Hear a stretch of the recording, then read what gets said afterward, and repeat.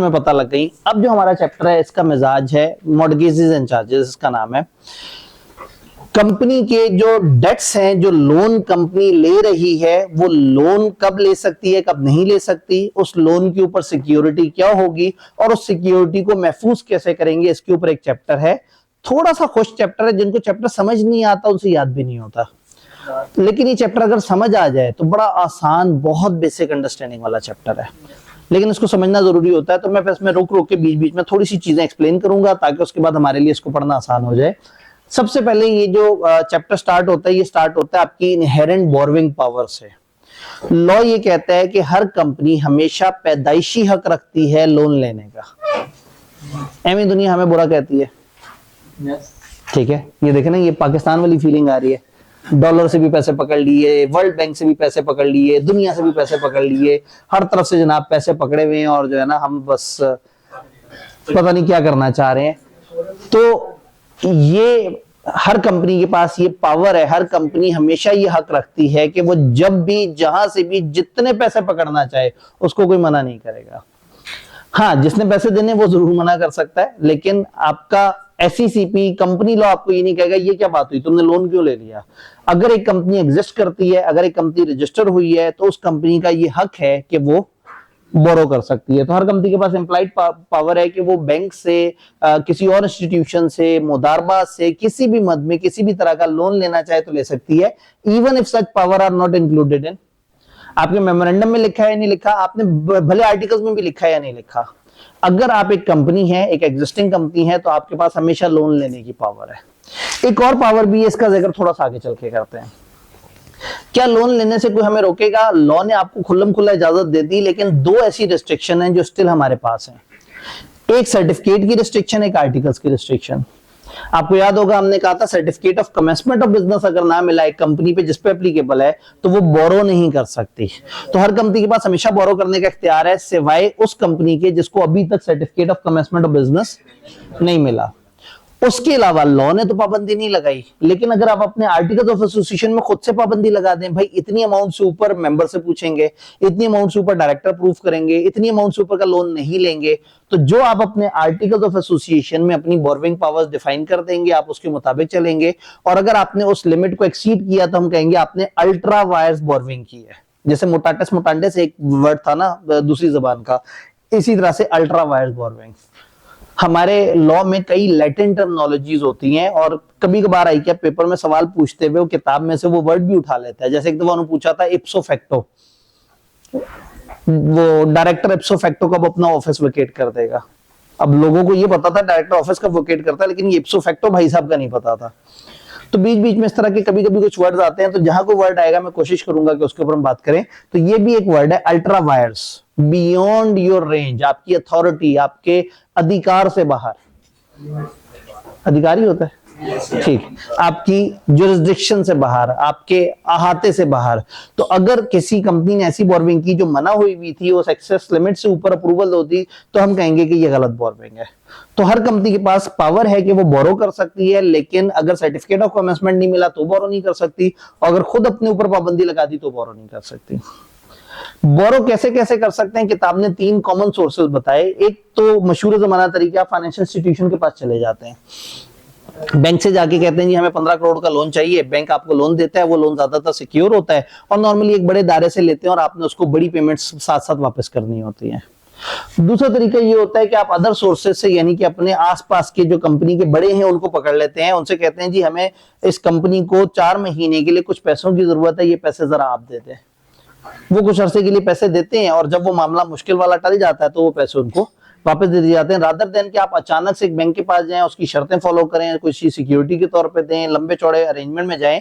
एक आसान short term loan इस तरह का होता है कि आप अपने स्पॉन्सर्स, अपने कंट्रोलिंग शेयर होल्डर्स, अपने बड़े डायरेक्टर्स, इन लोगों से इनफॉर्मल लोन ले लेते हैं और कुछ अर्से बाद वापस कर देते हैं। ये सिक्योर हो भी सकता है, नहीं भी हो सकता। तीसरा तरीका ये है कि आप एक बड़े बैंक के पास जाने के बजाय जनता के पास चले जाएं, आवाम से लोन मांग लें। आवाम से कैसे लोन मांग लें? जिस तरह से प्रोस्पेक्टस इशू करके कहते हैं ना, आओ हमारी कंपनी में इन्वेस्ट करो और हमसे शेयर सर्टिफिकेट ले लो, तो हम प्रोस्पेक्टस इशू करके लोगों से कहेंगे आओ हमारी कंपनी में इन्वेस्ट करो और हमसे डिबेंचर सर्टिफिकेट ले लो। डिबेंचर कोई भी ऐसी सिक्योरिटी जिसके पीछे डेट है, तो लोग प्रोस्पेक्टस देखेंगे, एक बंदे ने 10,000 रुपए कंपनी को दिए और कंपनी से उतने डिबेंचर ले लिए, कंपनी उसको सालाना बेसिस पे उन डिबेंचर्स पे इंटरेस्ट देती रहेगी। तो एक तरीका ये है कि बजाय इसके कि मैं एक बैंक से 15 करोड़ का लोन लूं, व्हाई नॉट कि मैं 3,000 अलग अलग लोगों से मिला के 15 करोड़ का लोन ले लूं। एट एनी गिवन टाइम कोई भी एक लेंडर बहुत ज्यादा तगड़ा नहीं होगा, किसी को बहुत स्ट्रॉन्ग सिक्योरिटी नहीं देनी पड़ेगी और कभी भी किसी के पैसे वापस करना हमारे लिए ज्यादा दिक्कत नहीं होगा। तो एक आसान तरीका होता है कि आप प्रोस्पेक्टस इशू करके, और जिस तरह से शेयर्स इशू किए थे वैसे ही आप डिबेंचर इशू कर देते हैं, सिक्योर हो भी सकते हैं और नहीं भी हो सकते। तो ये 3 कॉमन मीन्स हैं जिससे कंपनी जो है वो अपने बोरो कर रही होती है। यहां तक अगर कोई सवाल है, कोई कंफ्यूजन है तो बताएं। ये बातें मेन समझ आ रही हैं? बोरो करने का आपका इख्तियार है, 2 जगह पे पाबंदी है, और उसके अलावा आप ज्यादातर एक बड़े इंस्टीट्यूशन से बोरोइंग करते हैं, या डिबेंचर्स इशू कर रहे होते हैं, या कंपनी के बड़ों से कुछ अरसे के लिए पैसे मांग लेते हैं। जी, डिबेंचर सिक्योर कैसे होंगे? सेक्शन 100 के आसपास के इसको डील करते हैं, हमारे सिलेबस भी नहीं है, जस्ट फॉर अंडरस्टैंडिंग बता दूं, सुन के भूल जाना है। 15,000 लोग हैं जिन्होंने मिलकर 15 करोड़ का लोन दिया हुआ है। अब आप 15,000 लोगों के लिए 15,000 सिक्योरिटीज तो बड़ा मुश्किल हो जाएगा। आप क्या करेंगे? आप एक 20 करोड़ की प्रॉपर्टी पकड़ेंगे, फॉर एग्जांपल जमीन, उसके ऊपर आप मॉर्गेज क्रिएट कर देंगे कि हाँ जी ये जमीन हम सिक्योरिटी के तौर पे दे रहे हैं। एक ट्रस्ट क्रिएट कर देंगे, ट्रस्ट को कहेंगे तुम्हारे बेनिफिशियरीज हैं ये 15,000 लोग, और तुमने उन 15,000 लोगों के बिहाफ पे इस चीज को देखना है कि ये जो प्रॉपर्टी है ये तुम्हारे नाम पे है। ट्रस्ट के नाम पे प्रॉपर्टी रख देंगे और ट्रस्ट का बेनिफिशियरी बना देंगे उन सारे लोगों को। अगर एक बंदे के हमने पैसे ना दिए और वो हमसे ना ले सके तो वो ट्रस्ट से आके पैसे मांग सकता है, और ट्रस्ट हमारी प्रॉपर्टी को बेच के वो पैसे दे सकता है। तो ट्रस्ट के पास प्रॉपर्टी पड़ी होगी, ट्रस्ट प्रॉपर्टी को किराए पे दे देगा, उससे भी ट्रस्ट के पास पैसे आते रहेंगे। अगर कोई बीच में लोग आ गए और उन्होंने कंपनी से पैसे मांगे, कंपनी दे देती है, गुड। लेकिन अगर कंपनी ने नहीं दिए तो वो ट्रस्ट के पास जाके ट्रस्टी को कह सकते हैं कि जी मुझे मेरे पैसे दे दो, वो दिलवाएगा। ट्रस्टी कंपनी पे भी केस कर सकता है, और जरूरत पड़ने पे अगर बहुत सारे लोग पैसे लेने आ जाएं तो कंपनी की प्रॉपर्टी बेच भी सकता है। तो होता यह कि हम एक बड़ी प्रॉपर्टी को वो करवा के, मॉर्गेज करवा के, और उसके बेनिफिशियरीज उन सारे लोगों को क्रिएट करके दरमियान में एक ट्रस्ट को ले आते हैं, और ट्रस्ट उनके बिहाफ पे काम कर रहा होता है। इसको हम कहते हैं सीरीज ऑफ डिबेंचर। सेक्शन 100 है कंपनीज एक्ट का जो डील करता है। कभी शौक से पढ़ना हो तो उसे देखिएगा, उसमें उसने पूरा प्रोटोकॉल समझाया हुआ है। जी जी, अब अगेन आप याद करें, मैंने कहा था कि मैं ये बता के वापस आऊंगा, फिर आपने भी वापस आ जाना है। भाई आगे जाते जा रहे हैं, वो कह रहे हैं अच्छा ट्रस्ट से जमीन वापस कैसे होगी, फलाना कैसे होगा। जाहिर है जब ये मामला खत्म हो जाएगा तो इस ट्रस्ट को हम खत्म कर देंगे। इसको एक्सटेंशन ऑफ ट्रस्ट कहते हैं। ट्रस्ट खत्म हो जाएगा, वो जमीन वापस कंपनी के नाम पे आ जाएगी और लोग दोबारा हंसी खुशी रहना शुरू हो जाएंगे। लेकिन और बातें भी हैं। ट्रस्ट किसे कहते हैं? An obligation annexed to the ownership of property arising out of a confidence reposed in or accepted by the owner। लंबी चौड़ी डेफिनेशन अभी आधी सुनाई है, फाइनल में आप ट्रस्ट का एक्ट भी पढ़ लेंगे। तो फिलहाल जो है वो पढ़ते हैं, इसीलिए मैं सवाल अवॉइड कर रहा था, लेकिन फिर भी मैंने बता के कहा था वापस आना है। वापस आ गए। डिबेंचर्स हम गए ही नहीं थे, जबरदस्त। उन्होंने कहा आप आगे की बात कर रहे हैं, हम तो आपके साथ साथ नहीं चल रहे होते, जो आप पढ़ा रहे हैं हम उसमें पीछे पीछे चल रहे होते हैं, तो ये तो आप बहुत दूर से होके आए हैं। अब हमने लोन ले लिया, अब लोन लेके हमने क्या करना है, उस जिससे भी लोन लिया उसको ये डर होगा कि अगर हमने उसके पैसे वापस नहीं किए तो क्या होगा। तो ऐसे में वो कहेगा मुझे सिक्योरिटी चाहिए। एक होता है सिक्योरिटीज, आपके शेयर्स, डिबेंचर, इस तरह के सारे कागजों को कलेक्टिवली भी सिक्योरिटीज बोलते हैं। लेकिन सिक्योरिटी, वो जो उसको सिक्योरिटी चाहिए, ये तहफ्फुज वाली सिक्योरिटी है। वो आपसे कहेगा कि भाई कोई अपना तुम्हारा एसेट ऐसा होना चाहिए कि अगर तुम मेरे पैसे ना दो तो मैं उस एसेट को बेच के अपना काम चला लूं। तो जो मशहूर जमाना इसमें होती है दैट इज प्लेज। आप अपने फिजिकल एसेट उठा के पोजेशन में दे देते हैं अगले बंदे की, और सबसे ज्यादा ये सोने वगैरह के साथ ये काम होता है। बैंक अक्सर इंडिविजुअल्स को भी इस तरह से कर्जे देते हैं कि आप अपने सोने के जेवरात वहां पे रखवाते हैं, उनकी मालियत बैंक देखता है कि फॉर एग्जांपल 15 लाख के जेवरात हैं तो वो आपको 10-11 लाख तक का लोन दे देता है, कीपिंग इन माइंड के सोने की वैल्यू ऊपर नीचे हो जाए, कुछ और इस तरह से हो जाए, वो आपको लोन दे देता है उस तहफ्फुज पे कि अगर आपने पैसे ना दिए तो वो आपके जेवरात बेच देगा, और जो पैसा आएगा अपना लोन और अपने सारे चार्जेस कवर करने के बाद जो बच जाएगा वो आपके हवाले कर देगा। तो प्लेज में क्या होता है कि आप मूवेबल एसेट की फिजिकल पोजीशन लेंडर के पास दे देते हैं। इसको ऑफिशियली डेफिनेशन कहती है bailment of goods as security for repayment of a debt या परफॉर्मेंस ऑफ प्रॉमिस। सिक्योरिटी दो वजह से होती है ना, कई दफा आपने लोन लिया होता है और कई दफा आपने कॉन्ट्रैक्ट किया होता है, अगले को होता है अगर आप परफॉर्म किए बगैर भाग गए तो क्या होगा। तो सम टाइम या तो रीपेमेंट ऑफ डेट के लिए होता है और some time performance of promise. तो जिसमें भी बेलमेंट, बेलमेंट मतलब अमानत रखवाना, जब भी कोई अपने कोई चीज मूवेबल चीज दूसरे के पास अमानत के तौर पर रखवाएगा और अगर इसने पैसे ना दिए तो वो उस अमानत को बेच के अपना नुकसान पूरा कर सकता है, तो इस फिनोमेना को हम नॉर्मली कहते हैं प्लेज। अब छोटी चीजों में प्लेज हो जाता है, मूवेबल चीजों में सोना धात इस तरह की चीजें, शेयर रखवा देते हैं लोग, अपने फिजिकल शेयर सर्टिफिकेट रखवा देते हैं, मुख्तलिफ इस तरह की चीजें प्लेज हो जाती हैं। लेकिन अगर लोन इतना बड़ा हो कि छोटे मोटे मूवेबल एसेट से काम ना चले, भाई लोन है फर्ज करें 5 करोड़ का, तो अब जब 5 करोड़ का लोन है तो बैंक कहेगा कि भाई 5 करोड़ का लोन है, हमें कुछ 7-8 करोड़ की मालियत की चीज प्लेज करवाओगे तो बात बनेगी। आप कहेंगे मसले कोई नहीं, आप अपने साथ बंदे भेजें, ट्रक भेजें, हम आपको अपनी डिफेंस की 8 करोड़ वाली प्रॉपर्टी प्लेज कर देते हैं। प्लेज, प्लेज क्या होता है, आप एसेट फिजिकली उनके पास रखवा देते हैं, तो उनके बंदे आपके साथ आए, आपने वो जगह खोदी, वो सारे उनके पास डाली और डिफेंस की वो 8 करोड़ की जमीन इसमें डाल के और बैंक के पास प्लेज करा दे। कुछ अजीब सा लग रहा है। इसका मतलब है कि मूवेबल एसेट में तो ये वाला मजाक चलेगा, लेकिन इमूवेबल एसेट की सिक्योरिटी फिजिकल मूवमेंट से नहीं आएगी।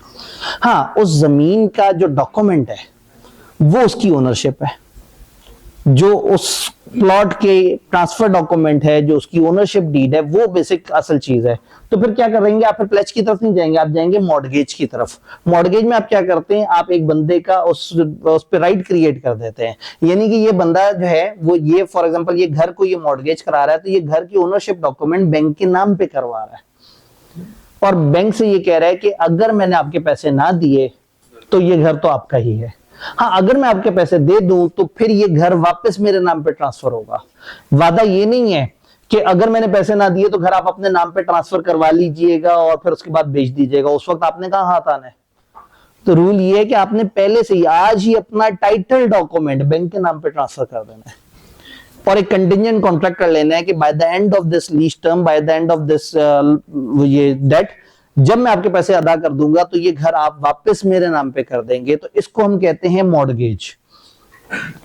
एन इंटरेस्ट और लियन क्रिएटेड ऑन प्रॉपर्टी और एसेट्स ऑफ कंपनी और एनी ऑफ इट्स अंडरटेकिंग और बोथ एज सिक्योरिटी। तो अगर आपने कोई इंटरेस्ट या लियन क्रिएट कर दिया, इंटरेस्ट कहते हैं कोई हिस्सा और लियन कहते हैं कब्जा, आपने किसी प्रॉपर्टी किसी एसेट के ऊपर कंपनी की किसी अंडरटेकिंग के कंपनी की किसी ब्रांच के अगर आपने किसी और का इस तरह से राइट क्रिएट कर दिया तो मॉर्गेज कहलाएगा। इसको हम बोलते हैं नॉर्मली इमूवेबल एसेट में टाइटल को हम ट्रांसफर कर देते हैं लेंडर के पास, ये मॉर्गेज बन जाता है। किताब को लगा कि ये बहुत हल्की डेफिनेशन थी, समझ तो आया कुछ नहीं, उन्होंने एक और लॉ से एक और डेफिनेशन उधार मांग ली और हमारी किताब में लिख भी थी। आई वेरी स्ट्रांगली बिलीव कि ये पूछी नहीं जा सकती, लेकिन ये very strongly believe is 99%। I cap में वो जो 1% अनसर्टेनिटी है, तो एहतियातन हम डेफिनेशन भी देख लेते हैं। जब आप एक इंटरेस्ट हिस्सा किसी स्पेसिफिक इमूवेबल प्रॉपर्टी में ट्रांसफर कर देते हैं for the purpose of securing payment of money advance और टू बी एडवांस, जो पैसे दिए हैं या देने वाले हैं, कोई एग्जिस्टिंग या फ्यूचर डेट है या कोई परफॉर्मेंस ऑफ एंगेजमेंट है, कोई काम होना है जिससे कोई फाइनेंशियल लायबिलिटी जनरेट हो रही हो, तो जब भी आप अपना कोई भी मूवेबल प्रॉपर्टी किसी दूसरे के नाम पे किसी डेट या परफॉर्मेंस ऑफ कॉन्ट्रैक्ट की वजह से उसके नाम पे करा देंगे तो वो कहलाएगा मॉर्गेज। ये डेफिनेशन देखने के बाद लोगों को नॉर्मली वो वाली डेफिनेशन अच्छी लगना शुरू होती है, वो कहते हैं समझ नहीं आ रही लेकिन है तो छोटी सी। तो कोई भी इंटरेस्ट या लियन जो कि कंपनी की प्रॉपर्टी या एसेट्स पे या उसकी किसी भी बिजनेस के ऊपर या बिजनेस और प्रॉपर्टी दोनों के मिक्सचर के ऊपर जो सिक्योरिटी के तौर पे क्रिएट है वो कहलाता है मॉर्गेज। तो प्लेज में क्या था, फिजिकल एसेट फिजिकल हैंडओवर कर दिया था, मॉर्गेज में इमूवेबल एसेट को आपने टाइटल डॉक्यूमेंट उनके नाम पे कर दिया, ये दूसरी तरह की सिक्योरिटी है। एक तीसरा कॉन्सेप्ट होता है जहां आप चाहते हैं कि एसेट रहे भी आपके पास, इस्तेमाल भी आप करते रहें, लेकिन बैंक भी मुतमईन हो जाए, उसको भी कोई चीज मिल जाए। तो नॉर्मली वो कंपनियां जो कि ज्यादा इन्वेंट्री डिपेंडेंट होती हैं, जिनके पास हर वक्त करोड़ों का स्टॉक पड़ा हुआ होता है, उनके लिए बड़ा एक आसान काम ये होता है कि वो बैंक से जाके कहते हैं जी हमें 3 करोड़ का लोन चाहिए। बैंक कहता है अगर आपने पैसे ना दिए तो आप कहते हैं देखो हमारे पास 10 करोड़ का माल तो हर वक्त पड़ा हुआ होता है, आना हमारे प्रेमिसेस में से हमारा वो 3 करोड़ का माल, कोई बात 3 करोड़ का माल उठा के ले जाना।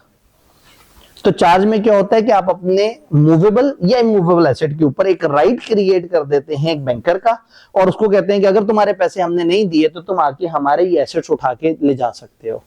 तो बहुत सारे ऐसे बिजनेस है, मैं अक्सर एग्जांपल देता हूँ, ये सुपर स्टोर्स वगैरह जैसे मेट्रो, हाइपरमार्ट या केयरफॉर वगैरह, इसमें क्या होता है, उनके पास हर वक्त करोड़ों का माल पड़ा हुआ होता है।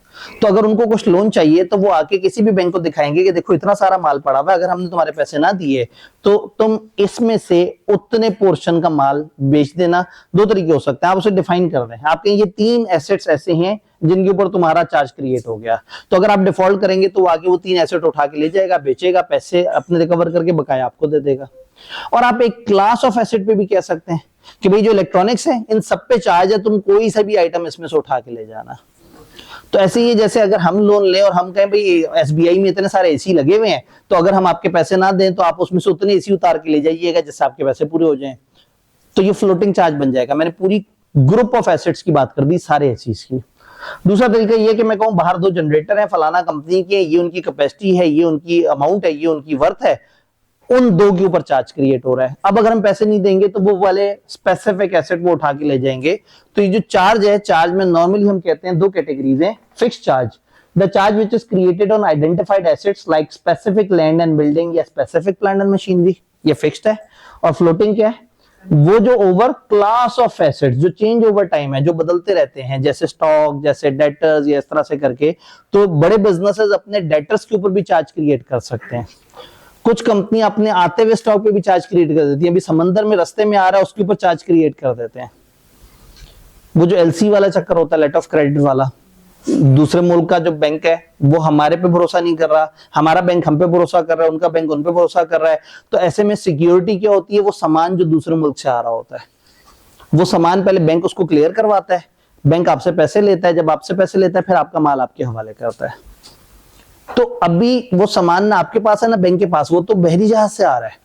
आप उस आते हुए सामान पे भी चार्ज क्रिएट कर सकते हैं, आप हवा में उड़ते हुए सामान पे भी चार्ज क्रिएट कर सकते हैं, आप चलते हुए सामान पे भी चार्ज क्रिएट कर सकते हैं। लॉ ने तो इतनी चार्जेस और मॉर्गेज की किस्में बताई कि आप तंग आ जाएंगे, इतने सारी तरह के मॉर्गेज चार्ज हैं। चार्ज की डेफिनेशन क्या थी, security for payment of debt और other obligation that does not pass title of property. Title नहीं दिया आपने, एसी उनके नाम पे नहीं किया, और ना ही इस वक्त राइट टू पोजेशन दिया। जैसे प्लेज में आपने इस वक्त राइट टू पोजेशन दे दिया था कि वो रख सकते हैं, ना आपने इस वक्त उनको पोजेशन दी, ना इस वक्त उनको टाइटल दिया। प्लेज में क्या था, पोजेशन दे दी थी, मॉर्गेज में क्या था, टाइटल दे दिया था। और यहां एक वादा है, अगर पैसे ना दिए तो आप फिजिकली भी ले जा सकते हैं और ट्रांसफर भी हो जाएगा, तो फिर उस वक्त पोजेशन भी उनको मिल जाएगी और टाइटल भी उनको मिल जाएगा। लेकिन आज they don't have a right to possession, इस वक्त जब तक हमने डिफॉल्ट नहीं किया, और ना ही आज वो एसेट उनके नाम का है, आज वो एसेट हमारे नाम का है। तो ये तीसरा तरीका होता है, ये जिसको हम चार्ज कहते हैं। तो ये मशहूर जमाना 3 ज्यादा सिक्योरिटीज काउंट होती हैं इसमें, pledge, mortgage, charge. Movable asset physically रखवा देना प्लेज है, इमूवेबल एसेट का टाइटल डॉक्यूमेंट ट्रांसफर कराना मॉर्गेज है, मूवेबल या इमूवेबल एसेट की राइट दे देना कि अगर डिफॉल्ट हो जाए तो तुम इसकी पोजेशन लेके अपने नाम पे कर सकते हो, उसको क्या कहेंगे, चार्ज। तो ये 3 तरह की सिक्योरिटीज ज्यादातर हैं। यहां कोई कंफ्यूजन है तो बताएं, नहीं तो फिर हम थोड़ा सा आगे चलते हैं।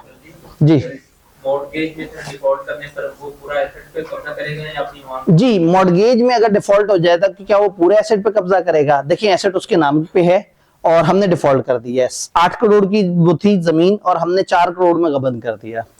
अब वो उसका है एसेट, उसके पास ये हक है कि वो उसे बेचे, वो उसकी पब्लिक नीलामी करवाएगा।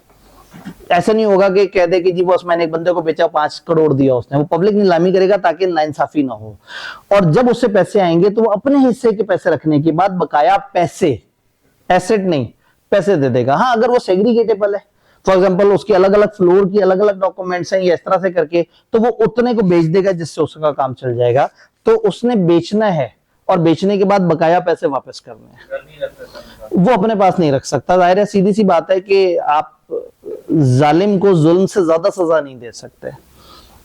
लॉ का रूल होता है क्वांटम मेरिट, जिसने जितना किया उसको उतना होना चाहिए। तो आप बी लॉ के अंदर देखते हैं कि अगर एक बंदा मजलूम भी है तो मजलूम को हम इख्तियार जरूर देते हैं कि तुम जालिम से कंपनसेशन लो, लेकिन एक खास लेवल से ऊपर का इख्तियार उसे भी नहीं देते।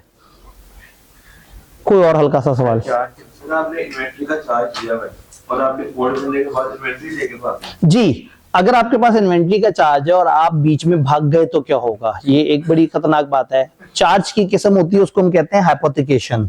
मैंने सामने तस्वीर जो बनाई वो हाइपोथिकेशन की है। उसमें क्या होता है, उनका नुमाइंदा आपके स्टॉक के ऊपर आके बैठ जाता है और वो उतने से ज्यादा माल निकलने ही नहीं देता वहां से एट एनी गिवन टाइम, जब तक जो है वो नहीं है, जब तक आपकी वो अमाउंट पूरी नहीं हो जाती। इंटरेस्टिंगली इस बंदे के पैसे भी बोरवर को देने पड़ते हैं, इसको मुकद्दम कहते हैं। यानी कि ये जो इंचार्ज आके बैठा है और वो स्टॉक को देख रहा है कि at any given time stock उस वैल्यू से नीचे ना जाए जो वैल्यू वहां लोन के अगेंस्ट ली गई है। जी, क्या मॉर्गेज में हम एसेट यूज कर सकते हैं? मॉर्गेज में जो आपस में तय हुआ होगा उसके मुताबिक होगा।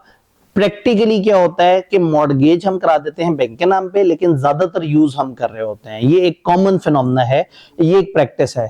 लेकिन अगर मॉर्गेज पे ये लिखा है कि जब एसेट उसके नाम पे मॉर्गेज है तो उसका किराया भी वो वसूल करेगा और उसके राइट्स भी उसके पास हैं, तो दिस कैन आल्सो हैपन। ये डिपेंड करता है आपका अरेंजमेंट क्या है। मैंने आपको बताया कि पाकिस्तान में ज्यादातर सब्सटेंस ओवर फॉर्म की बात होती है। हम नॉर्मली मॉर्गेज हुई भी चीज को खुद इस्तेमाल कर रहे होते हैं, होती वो उनके नाम पे है लेकिन उसको हम अपने बुक्स में अकाउंट फॉर कर रहे होते हैं।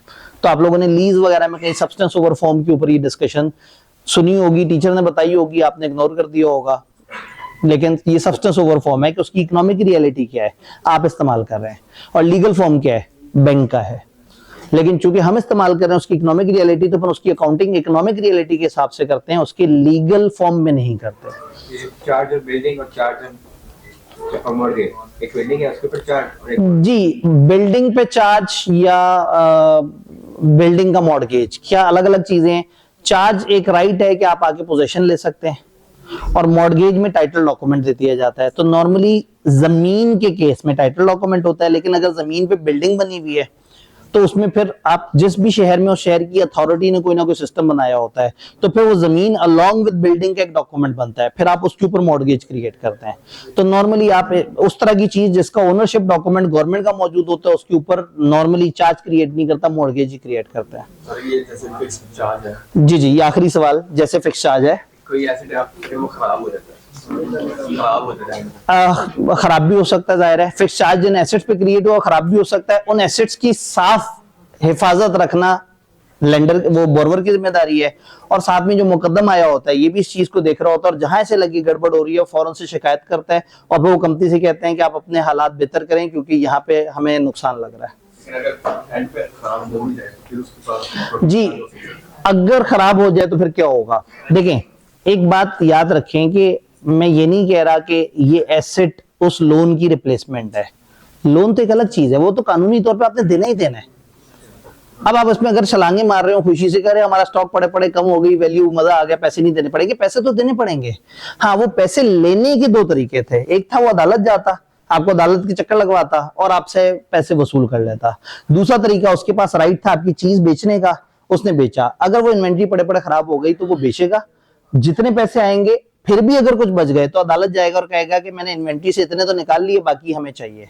तो ये जहन में रखना है, ये दो अलग अलग बातें हैं। एक है लोन लेने देने का एग्रीमेंट, वो तो उसी तरह से कायम है कॉन्ट्रैक्ट एक्ट में जिस तरह से पार्टीज पाबंद होती हैं, और एक है उस लोन के ऊपर सिक्योरिटी इस्तेमाल करने का राइट।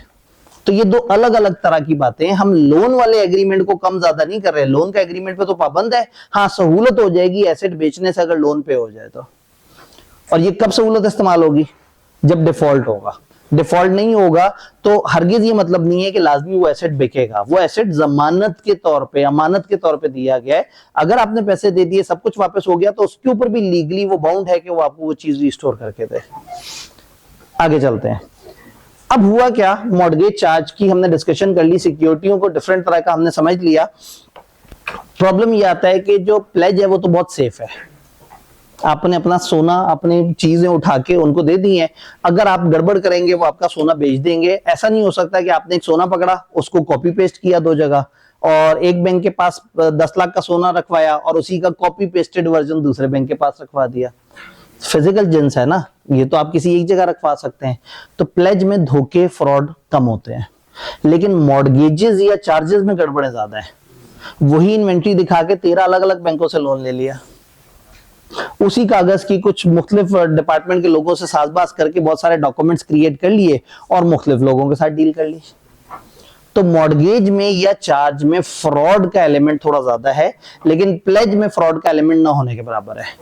इसीलिए इस चैप्टर का नाम है मॉर्गेजेस एंड चार्जेस। ये चैप्टर फिर हमें मॉर्गेजेस एंड चार्जेस की हिफाजत के बारे में बताता है। मुश्किल से 5 मिनट की डिस्कशन है, लेकिन ये समझ लेंगे तो उसके बाद का चैप्टर सारा का सारा आसान हो जाएगा। होता ये है कि आप जब भी कोई लोन देते हैं और उसके अगेंस्ट मॉर्गेज या चार्ज क्रिएट होता है, तो आपसे ज्यादा परेशानी उस लेंडर को होती है। क्यों? अगर आपने पैसे ना दिए तो वो मॉर्गेज या चार्ज को एनकैश करे, उसको बेचे और वहां से अपने पैसे रिकवर कर ले। लेकिन वही वाली बात कि आपने 15 लोगों को एक ही तरह का डॉक्यूमेंट अगर फॉरवर्ड कर दिया है तो वहां तो गड़बड़ हो जाएगी। तो लॉ ने यहाँ के लेंडर को डराने के लिए उसे कहा, भाई तुम्हारा कोई भी मॉर्गेज या चार्ज कानूनी तौर पे वैलिड नहीं है अगर कंपनी ने उसको रजिस्ट्रार के पास जाके रजिस्टर नहीं करवाया। तो फिर एक रजिस्ट्रार मॉर्गेज एंड चार्जेस का कॉन्सेप्ट आया, जो एक सेंट्रल रजिस्ट्रार है। पाकिस्तान की जितनी भी कंपनियां जब भी कोई लोन लेंगी उसमें कोई भी मॉर्गेज या चार्ज क्रिएट होगा, इंक्लूडिंग प्लेज भी, तो वो वाजिब होगा कि 30 डेज के अंदर अंदर इस रजिस्ट्रार के पास आए, इसको जमा कराएं और उसको कहें कि जी ये हमारा मॉर्गेज या चार्ज है, ये इसके डॉक्यूमेंट है, ये लोन का डॉक्यूमेंट है। वो सारी चीजों को देखेगा, ओके करे और आपको सर्टिफिकेट दे दे कि हाँ भाई आपने मेरे पास इसका इंदराज करा दिया। अब आप वो जमीन ऑलरेडी अभी रजिस्ट्रार के पास इंदराज करा के आए हैं, कुछ अर्से बाद वही जमीन किसी और को दिखा के आप लोन लेने के बारे में सोच रहे हैं। वो कहेगा मैं तो तब तक लोन नहीं दूंगा जब तक तुम रजिस्टर नहीं कराओगे। तो जब आप रजिस्टर कराने पहुंचेंगे तो रजिस्ट्रार कहेगा भाई ये वाला एसेट तो ऑलरेडी फलाना लोन के अगेंस्ट यूज हुआ है। इसी तरह से फिर चार्ज वाला कॉन्सेप्ट भी है कि जब सेम बंदा है, उसको आपने बताया हुआ है रजिस्ट्रार को कि हमारे पास इतने करोड़ का माल पड़ा हुआ है और उसके ऊपर 4 करोड़ का हमने चार्ज क्रिएट कर दिया फलाना का। जब आप बाद में कहेंगे हम 2 करोड़ का और लोन ले रहे हैं, तो वो कहेंगे अच्छा फिर इस बंदे को बताओगे ये फर्स्ट चार्ज नहीं है, ये सेकंड चार्ज है, और अगर वो राजी है तो फिर मेरे पास उसका इंदराज भी कराओ। तो जब जब भी आप कोई मॉर्गेज या चार्ज क्रिएट करेंगे तो आपने 30 डेज के अंदर अंदर उसका इंदराज कराना है रजिस्ट्रार के पास। एक सेंट्रल डेटाबेस है, इसको CIB बोलते हैं, सिलेबस में नहीं है हमारे, क्रेडिट इंफॉर्मेशन ब्यूरो। पाकिस्तान का एक ओवरऑल निजाम ऐसा है कि पाकिस्तान में कोई भी इंडिविजुअल, कोई भी कंपनी जब भी कोई लोन लेगा तो उसका इंदराज उस रिकॉर्ड में हो जाएगा। उस रिकॉर्ड में लिखा होगा कि लोन कितना रहता है, उस रिकॉर्ड में लिखा होगा कि इस लोन के पैसे दिए या नहीं दिए, और अगर किसी बंदे ने कभी डिफॉल्ट किया होगा तो उसकी कैटेगरीज बनी होती हैं, जी सब स्टैंडर्ड है, ये डाउटफुल है, ये OEM है, ये लॉस है, वो उसको मेंटेन कर रहे होते हैं। तो मैं अगर एक बैंक के पास जाऊंगा लोन लेने के लिए, वो कहेंगे जरा NIC बताएं, वो NIC उस सिस्टम में डालेंगे CIB के, जो गवर्नमेंट का सिंक सिस्टम है। वहां मैंने अभी तक जितने भी लोन लिए होंगे और उनका जो जो मेरा स्टेटस होगा वो सामने उनके पास लिस्ट आ जाएगी। तो इसी तरह से कंपनियों का भी ये सारा जो डेटाबेस है वो रजिस्ट्रार मॉर्गेजेस एंड चार्जेस के पास है। रजिस्ट्रार में एक लाइन हमने नहीं पढ़ी थी क्योंकि मैंने कहा था हम आगे जाके समझेंगे। रजिस्ट्रार मॉर्गेजेस एंड चार्जेस के रिकॉर्ड्स को भी रखता है। तो रजिस्ट्रार का एक सेपरेट विंग जिसका मेन काम ये है कि पाकिस्तान में जितनी भी कंपनियां उनके मॉर्गेजेस और चार्जेस का वो रिकॉर्ड रख रहे हैं। इससे क्या होगा, डुप्लीकेशन के चांसेस कम होंगे और लेंडर को भी हौसला होगा कि भी रजिस्ट्रार लेवल के एक बंदे ने इसे देखा हुआ है, इसको समझा हुआ है। मैं एक दफा कंप्लीट कर लूं फिर आपका सवाल भी ले लेता हूं। तो ये एक सेंट्रल डेटाबेस में सब चीजें आ गई। अब क्या होगा, जब आप लोन वापस करेंगे तो भी इसी रजिस्ट्रार को बताएंगे कि वो जो तुम्हारे पास लिखा हुआ था 4 करोड़ का लोन, उसे जरा 1.5 करोड़ कर दो, मैं 2.5 करोड़ पे कर चुका हूं। तो रजिस्ट्रार को आप 30 डेज में बताएंगे। रजिस्ट्रार फिर लेंडर से कंफर्म करेगा और उसको कहेगा भाई मुझे 14 दिन के अंदर अंदर बताओ कि इन्होंने पे किया या नहीं किया। अगर वो बता दे तो भी, और अगर वो ना बताए तो भी ये समझ लेंगे कि हाँ ठीक है, उसको कोई एतराज नहीं है, मैंने उसे खत भेजा था, उसने तो खत का जवाब देना भी बॉदर नहीं किया। वो अपने रजिस्टर में मेमोरेंडम ऑफ सेटिस्फेक्शन या मेमोरेंडम ऑफ पेमेंट ऐड कर देंगे। पूरा पे हो जाए तो सेटिस्फाई हो जाएगा, अदरवाइज वो लिख देंगे कि अब ये 1.5 करोड़ रह गया है। इसी तरह से फर्ज करें आप मॉर्गेज चार्ज क्रिएट हो रहा है और आप लग रहा है कि आप रजिस्टर नहीं कराएंगे, लेंडर को लगता है कि ये रजिस्टर नहीं करा रहा, उसकी हालत खराब हो जाएगी, क्योंकि अगर रजिस्टर ना हुआ तो आपसे ज्यादा नुकसान लेंडर को हो जाएगा। तो फिर लेंडर भी इस चीज को रजिस्टर करवा सकता है उन्हीं 30 दिनों के अंदर अंदर। यहाँ इस चैप्टर में आपने 30 दिन संभाल के रखने हैं। मेजोरिटी ऑफ द टाइम्स 30 दिन के अंदर अंदर हम अथॉरिटीज को बता रहे होते हैं। तो वो 30 दिन में वो रजिस्टर कराएगा और रजिस्टर कराने के जो खर्चे हैं वो कंपनी से लेगा। बिल में एक रूल होता है पेमेंट बाय इंटरेस्टेड पर्सन। अगर एक पेमेंट के होने में किसी बंदे का फायदा है तो वो पेमेंट कर सकता है और बाद में दूसरे बंदे से रिकवर। तो यहाँ क्रेडिटर वो इंटरेस्टेड पर्सन है, क्योंकि अगर ये मॉर्गेज चार्ज रजिस्टर ना हुआ तो उसका नुकसान हो जाएगा। तो ये लीगल चार्जेस वो पे करेगा और इस बंदे से उसको रिकवर कर लेगा। अब फर्ज करें किसी भी वक्त लेंडर और बॉर्वर के दरमियान इस डॉक्यूमेंट में कोई अमेंडमेंट हुई है, कोई वेरिएशन हुई है, कोई टर्म चेंज हुई है, कोई अमाउंट चेंज हुई है, कोई इंटरेस्ट चेंज हुआ है, कुछ भी अगर मॉडिफिकेशन आई है तो भी मॉडिफिकेशन को भी आपने उसी तरह से 30 दिनों के अंदर अंदर वहां पर रजिस्टर कराना है। फर्ज करें अभी 30 दिन वाली बात भूल गए, पेमेंट बताना भूल गए, रजिस्टर कराना भूल गए, तो वहां पे एससीसीपी ने एक ऑप्शन आपको दिया रेक्टिफिकेशन।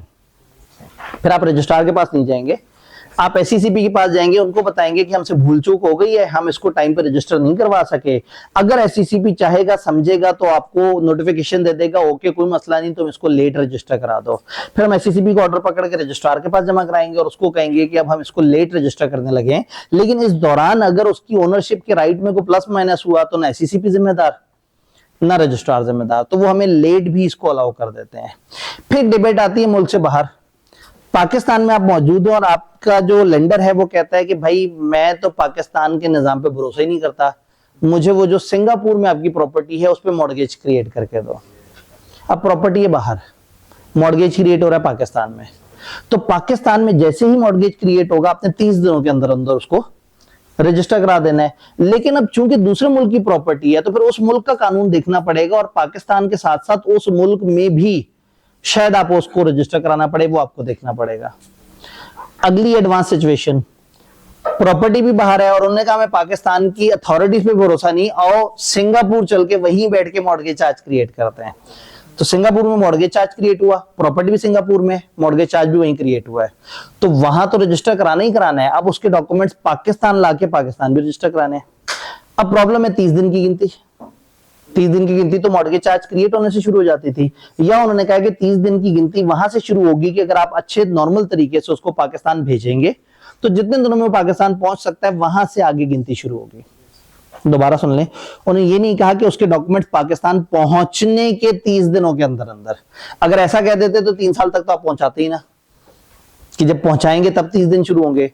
उन्होंने कहा उसके नॉर्मल तरीके से अगर भेजा जाए तो जितने अरसे में वो पाकिस्तान पहुंच सकता है वहां से 30 दिन। तो अगर सिंगापुर से पाकिस्तान नॉर्मली 10 दिन लग जाते हैं तो इसका मतलब इस दफा आपके पास 30 नहीं, आपके पास 40 दिन होंगे। अब आप 2 दिन में पहुंचा गए या 25 दिन में ले आए वो आपका मसला है, लेकिन वो जो 30 दिन की गिनती है उसके साथ उतने दिन ऐड कर दिए जाएंगे जितने दिन कॉमनली उसके पाकिस्तान पहुंचने में लग सकते हैं। रजिस्ट्रार अपने पास एक मॉर्गेज एंड चार्जेस का रिकॉर्ड रखेगा और कंपनी अपने पास रजिस्टर रखेगी जिसमें बताएगी कि हमारे कौन कौन से एसेट्स मॉर्गेज या चार्ज हुए हुए हैं। अब चूंकि आपके एसेट किसी और के नाम पे हुए हुए हैं तो फिर मेंबर्स को उसी तरह से आपको एक्सेस देनी होगी। अगर मेंबर देखना चाहे रजिस्टर तो उनके पास ऑप्शन मौजूद है। अगर मेंबर के अलावा कुछ और बंदे देखना चाहें तो वो पैसे देके भी उस रजिस्टर को देख के कंफर्म कर सकते हैं कि इनके मॉर्गेज या चार्ज किस तरह से क्रिएट हुए हुए हैं। क्या ये ओवरऑल थीम समझ आया? तो इतनी सी ही बात है। अब आगे सारे चैप्टर ने जो घुमाई है। भाई एक सवाल पूछना चाह रहे थे, क्या कंपनी के शेयर पे चार्ज क्रिएट हो सकता है? कंपनी की इन्वेस्टमेंट वाले शेयर्स पे चार्ज क्रिएट हो सकता है। अपने जाती शेयर तो आपकी अपनी इक्विटी है, वो तो उसका कोई ना कोई मालिक होगा। कंपनी अपने शेयर्स की खुद मालिक नहीं होती। अजीब सी बात है, कंपनी के शेयर्स का कोई और मालिक होता है तो वो उसके लिए वो इन्वेस्टमेंट होती है। तो आप इन्वेस्टमेंट वाले शेयर्स रखवा सकते हैं। ऐसा नहीं है कि आपने सोचा चलो एक काम करते हैं नए शेयर्स इशू करके इनको सिक्योरिटी के तौर पे दे देते हैं, वो वाला चक्कर नहीं होगा जी। क्या ये कहानी समझ आई? इंग्लिश देखते हैं। हर कंपनी एक रजिस्टर ऑफ मॉर्गेज चार्जेस रखेगी स्पेसिफाइड मैनर में। बताने का मूड नहीं था उनका उसमें क्या क्या होना चाहिए, स्पेसिफाइड मैनर। रजिस्टर और जो कॉपीज ऑफ इंस्ट्रूमेंट है वो ओपन टू इंस्पेक्शन होगा। कोई भी मेंबर बगैर पैसे दिए, कोई भी क्रेडिटर बगैर पैसे दिए देख सकता है। यहाँ क्रेडिटर भी आ गया, कोई भी और पर्सन पेमेंट करके भी ये चीज देख सकता है। क्रेडिटर और मेंबर के अलावा भी बाहर के बंदे भी आ सकते हैं। लेवल 1 पेनल्टी होगी अगर आप बात नहीं मानेंगे, और अगेन अगर वो आपको अलाउ नहीं कर रहे तो आप रजिस्ट्रार को शिकायत करेंगे, वो पेनल्टी भी डालेगा और आपको इमीडिएट इंस्पेक्शन करने का भी कह देगा। हर कंपनी अपने रजिस्टर ऑफिस पे जितने भी इस तरह के इंस्ट्रूमेंट कागज हैं जिससे मॉर्गेज या चार्ज क्रिएट हुआ है या जो सबूत है वो अपने रजिस्टर ऑफिस पे हर कंपनी हर वक्त रखेगी। अब तेजी से इंग्लिश देखते हैं। ये एक लिस्ट है, इसकी तरफ सबसे एंड पे आते हैं। It is duty of company के वो पर्टिकुलर चार्ज रजिस्टर करे। 30 डेज के अंदर अंदर रजिस्ट्रार एक सर्टिफिकेट ऑफ रजिस्ट्रेशन देगा, और ये जो रजिस्ट्रेशन की अबव प्रोविजन है ये उस कंपनी पे भी एप्लीकेबल है जो एक ऐसी प्रॉपर्टी खरीद रही है जो ऑलरेडी मॉर्गेज या चार्ज है। आपने एक ऐसी प्रॉपर्टी खरीदी जिसपे पहले से चार्ज क्रिएट हुआ था, वो भाई साहब इंडिविजुअल थे, उसने रजिस्टर नहीं कराया हुआ था। आप कंपनी है, जैसे खरीदेंगे 30 दिनों के अंदर अंदर आप उसको रजिस्टर करा देंगे। कोई इंटरेस्टेड पर्सन भी अगर चाहे तो मॉर्गेज या चार्ज को रजिस्टर करवा सकता है, जैसे कि लेंडर, और वो फिर कंपनी से उसके पैसे ले सकता है। हर वो शख्स जो कंपनी से कोई प्रॉपर्टी खरीद रहा है, ये तसव्वुर किया जाएगा कि उसे पता है कि इस पे मॉर्गेज या चार्ज क्रिएट हुआ है। यानी आपने चीख चीख के चला के जगह जगह ऐलान नहीं करने। दिस वुड बी एज्यूम कि खरीदार को पता होगा, जो आपकी चीज खरीद रहा है वो तहकीक करके आ रहा होगा। इसमें लॉ का रूल होता है doctrine of caveat emptor, doctrine of constructive notice, let the buyer be aware, या मुश्तरी होशियारबाज। इन सब का एक ही मतलब है, खरीदार अपनी आंखें खुली रखे। खरीदार को पता होना चाहिए वो जो चीज खरीद रहा है वो अच्छी तरह से तहकीक करे। अगर वो तहकीक नहीं कर रहा तो लॉ उसी के ऊपर चढ़ाई ज्यादा करता है कि तुमने गौर क्यों नहीं किया था, वो तो गलत लोग थे ही, तुम्हें ध्यान करना चाहिए था। तो जो भी कंपनी की प्रॉपर्टी खरीदेगा ये तसव्वुर किया जाएगा कि उसे पता है मॉर्गेज या चार्ज के बारे में। मॉर्गेज चार्ज अगर मुल्क से बाहर होगा तो 30 डेज का टाइम पीरियड स्टार्ट कब होगा? When document should reach Pakistan if send with due care. और अगर इन पाकिस्तान है, प्रॉपर्टी बाहर है, तो फिर उस मुल्क के अंदर भी उसको रजिस्टर कराने की रिक्वायरमेंट होगी। अब बातें हमने पढ़ी हुई है, सिर्फ उसको इंग्लिश में देख रहे हैं। नॉन रजिस्ट्रेशन से क्या होगा? मॉर्गेज या चार्ज वॉइड हो जाएगा और उसको लिक्विडेटर या कोई क्रेडिटर एक्सेप्ट नहीं करेगा। यानी अगर कंपनी बंद हो रही है और आप रोते हुए वहां पहुंच जाए, आप कहेंगे ये एसी मेरा है, ये देखें कागज पे लिखा है, वो कहेंगे रजिस्टर कराया था, आप कहेंगे नहीं, वो कहेंगे जाके वहां नीचे बैठो जहां बाकी सारे बैठे हुए हैं, अगर तुम्हारी बारी आ गई तो ठीक है, नहीं तो बस। लेकिन अगर रजिस्टर हुआ होगा तो वो आके धड़ल्ले से कहेगा भाई एसी मेरा, ये मुझे चाहिए। तो रजिस्टर कराना जरूरी है। हाँ, आपने रजिस्टर नहीं कराया तो उससे कॉन्ट्रैक्ट या obligation for repayment of money पे फर्क नहीं पड़ रहा। मॉर्गेज चार्ज रजिस्टर कराने से तो सिक्योरिटी का राइट आप ले रहे हैं, लेकिन वो जो लोन का कॉन्ट्रैक्ट है वो तो कानूनी कॉन्ट्रैक्ट है। तो ये नहीं होगा कि मॉर्गेज रजिस्टर नहीं हुआ तो जो है वो आप खुशी से नाच रहे होंगे, चलो जी अब लेंडर को पैसे नहीं देने पड़ेंगे। पैसे तो अभी भी देने पड़ेंगे। हाँ, वो जो आपकी सिक्योरिटी बेच सकता था वो राइट उसके हाथ से चला गया। देन इसमें मॉडिफिकेशन वगैरह अगर कोई हो, किसी जगह आप कोई तब्दीली वगैरह कर रहे हैं तो उसी तरह से वही प्रोसेस को फॉलो करके आप उसको रजिस्टर करा सकते हैं। तो जो रजिस्ट्रेशन वाली प्रोविजन है वही इस मॉडिफिकेशन के ऊपर भी उसी तरह से अप्लाई करेंगी, यानी वही 30 दिन। पेमेंट या सेटिस्फेक्शन, जब भी आपने कोई पेमेंट कर दी थोड़ी सी, या सेटिस्फेक्शन पूरा लोन पे कर दिया आपने, 30 डेज के अंदर अंदर उसको बताना है। रजिस्ट्रार क्रेडिटर से पूछेगा, उसे कहेगा 14 दिन में बताओ, वो कुछ नहीं कहेगा तो भी वो ओके कर देगा। और अगर वो ऑब्जेक्शन फाइल करेगा तो ये कंपनी को बता देगा कि देखें जी उसने ऑब्जेक्शन फाइल कर दी है, वो उसको एतराज है। अगर रजिस्ट्रार को अपने जाती सोर्सेस से भी पता लग जाए कि प्रॉपर्टी खत्म हो चुकी है, या वो मॉर्गेज चार्ज खत्म हो चुका है, या ये अरेंजमेंट खत्म हो चुका है, तो वो खुद भी रिकॉर्ड कर सकता है। क्यों? क्योंकि लोन लेते वक्त तो कंपनी बहुत अलर्ट होती है, हर कागज पूरा कर रही होती है। जब लोन वापस हो गया और वो चीज वापस इनके पास आ गई तो वो अक्सर बॉदर ही नहीं करते कि रजिस्ट्रार को भी जाके एंट्री करवा दें। तो अगर रजिस्ट्रार को खुद भी अपने सोर्सेज से पता लग जाए कि ये चीज पे हो गई है तो भी वो अपने पास उसको रिकॉर्ड कर सकता है। अगर कंपनी ये पर्टिकुलर्स ऑफ सेटिस्फेक्शन जमा कराने में नाकाम रही है तो उसको पेनल्टी वगैरह अगर वो चार्ज करना चाहें और एडिशनल फी चार्ज करना चाहें तो वो कर सकते हैं। लेकिन उनका अपना राइट भी है कि अगर वो एडजस्ट करना चाहें तो कर सकते हैं। रेक्टिफिकेशन कैसे होगी? एसईसीपी को अप्लाई कर देंगे आप एक स्पेसिफिक तरीके से। एसईसीपी देखेगा, आपने एसईसीपी को साबित करना है कि ओमिशन टू रजिस्टर या ओमिशन और या मिस स्टेटमेंट किसी भी जगह पे एक्सीडेंटल थी, अनजाने में हुई है, हमारा इरादा नहीं था, हम मासूम हैं, हमसे गलती से मिस्टेक हो गई थी। तो जो गलती से मिस्टेक हो गई होगी उसको वो एक्सेप्ट कर लेंगे।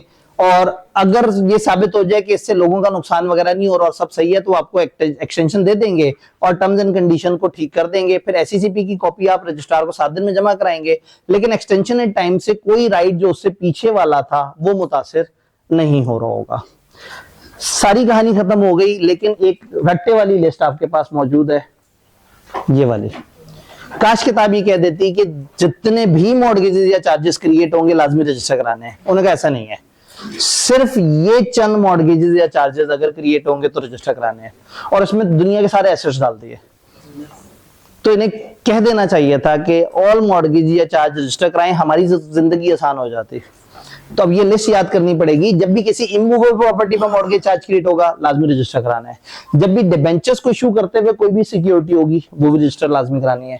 जब भी कंपनी के डेटर्स पे क्रिएट होगा रजिस्टर कराना है। जब भी कंपनी के बिजनेस पे या किसी भी एसेट पे क्रिएट होगा इंक्लूडिंग कंपनी का स्टॉक तो भी। जब भी किसी शिप या एयरक्राफ्ट पे माल आ रहा होगा, पूरी शिप या पूरा एयरक्राफ्ट या एनी शेयर इन शिप। तो ये भी हो सकता है कि चार्टर पार्टी अरेंजमेंट में पूरी शिप पे ही आपका सामान आ रहा हो। जैसे वो बताया जाता है कि जी कस्टम वालों को एक दफा खबर मिली कि स्मगलिंग हो रही है और बड़ी जबरदस्त स्मगलिंग होने की कोशिश होगी, तो वो एक भाई साहब जो है वो दूसरे मुल्क से पाकिस्तान एंटर हो रहे थे, उन्होंने जनाब उसके ट्रक के अंदर जाके अच्छी तरह से देखा तो समझ ही नहीं आया कि ऐसा कौन सा सामान है जिसकी स्मगलिंग हो। अगले दिन फिर खबर आई कि इसी तरह से स्मगलिंग हो रही है, वो अगले दिन भी उन्होंने ट्रक की तलाशी ली, पता लगा कुछ भी नहीं, कोई स्मगलिंग वाला माल। बाद में पता लगा ट्रक स्मगल हो रहा है। वो ट्रक के अंदर सामान देखते रह गए। तो अगेन तो इसी तरह से शिप या एयरक्राफ्ट, तो पूरा का पूरा शिप या एयरक्राफ्ट पे भी मॉर्गेज चार्ज क्रिएट हो सकता है और उसकी किसी हिस्से पे भी हो सकता है। कंपनी की गुडविल पे भी हो सकता है, कंपनी की इंटेलेक्चुअल प्रॉपर्टी, ये जो सॉफ्ट प्रॉपर्टी होती है, जैसे फॉर एग्जांपल हमारे लेक्चर्स, ये हमारे इंटेलेक्चुअल प्रॉपर्टीज हैं, हमारे सॉफ्टवेयर वगैरह, कोई एक कंपनी है उसका जबरदस्त किस्म का टूल है, कोई ऐप है, इंटेलेक्चुअल प्रॉपर्टी, इस पे भी क्रिएट हो सकता है। हर मूवेबल प्रॉपर्टी पे क्रिएट हो सकता है, छोड़े ही कुछ नहीं। इमूवेबल भी कवर हो गए, मूवेबल भी कवर हो गए, डेटर्स भी कवर हो गए, इन्वेंट्री भी कवर हो गई, हवा में उड़ता हुआ भी कवर हो गया, पानी में आता हुआ भी कवर हो गया, जमीन पे चलता फिरता हुआ भी कवर हो गया। फिर उन्होंने कहा नहीं कुछ और चीजें भी रहती हैं, रिडीमेबल कैपिटल वाली चीजें कवर नहीं हुई, और ये जो आपके कंडीशनल सेल एग्रीमेंट है, लीज फाइनेंसिंग, हायर परचेज, इस तरह की चीजें, तो इनमें से कुछ भी होगा उस पर मॉर्गेज या चार्ज क्रिएट होगा तो आपने लाजमी रजिस्टर कराना है। लेकिन चेक वगैरह अगर सिक्योरिटी के तौर पे दिया तो उसे काउंट नहीं करेंगे। अक्सर लोग कई दफा सिक्योरिटी के तौर पे एक चेक दे देते हैं, नेगोशिएबल इंस्ट्रूमेंट दे देते हैं, तो नेगोशिएबल इंस्ट्रूमेंट का जमा होना सिक्योरिटी नहीं काउंट होगा और उसको हम रजिस्टर नहीं करा रहे होंगे। तो इस चैप्टर में ये रट्टे वाली चीज है, अगर समझ आ जाए तो चैप्टर का दूसरा पोर्शन बड़े आराम से आप उसको गो थ्रू कर लेते हैं। और जो पहला पोर्शन है उसमें मेनली रेस्ट्रिक्शंस की बात की और सिक्योरिटी की बात की है। ये 6 और 9, चैप्टर नंबर 9, चैप्टर नंबर 6, ये दोनों मिला के एक अलग ब्लॉक है, कंपनी लॉ के 3 ब्लॉक्स में से एक है, काफी अहम है, ये रट्टे के पॉइंट ऑफ व्यू से अहम है, और वो वाला चैप्टर रट्टा भी और लॉजिक भी, और लॉजिक के पॉइंट ऑफ व्यू से ज्यादा अहम है। कंपनी लॉ के अंदर जो गिनती के 2-3 ऐसे एरियाज हैं जहां से लॉजिकल सवाल ज्यादा बनते हैं, उनमें से एक चैप्टर नंबर 9 है। डन।